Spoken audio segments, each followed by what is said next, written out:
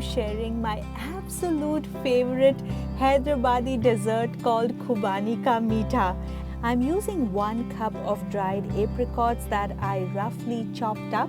And guys, this is an instant recipe. So we are going to quickly put this into a pressure cooker and add enough water so that it just gets submerged. I added around 2 cups of water and we are going to cook this on low to medium heat under pressure for approximately 15 to 20 minutes.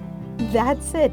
It's going to become nice and soft like that. Wasn't that easy? No overnight soaking required or anything. We are going to just mash it up really well to get that lovely Khubani Ka Meetha consistency, and then we are going to add in the sugar. I'm going to start with half a cup of sugar. You can turn on the heat to low now, add approximately half a cup of water and mix that up till you get a little bit of a sticky consistency. The amount of sugar to be added would totally depend on your taste. Apricots are usually a little bit tart, so another half a cup of sugar would be perfect. Basically a 1-to-1 ratio of apricots to sugar. I know it's a lot of sugar, but this dessert is so worth it. Once in a while, all this is totally fine.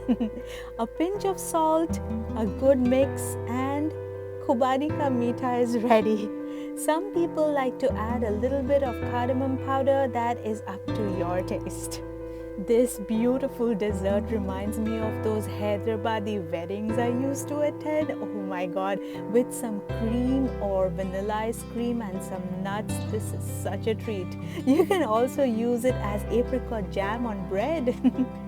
So alright my friends, that's all for today. If you're on any of these different social media sites, I would love it if you'd follow me.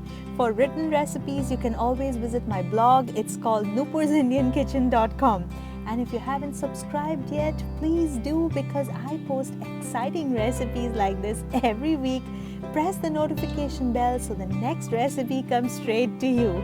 Alright then, see you next week. Bye-bye.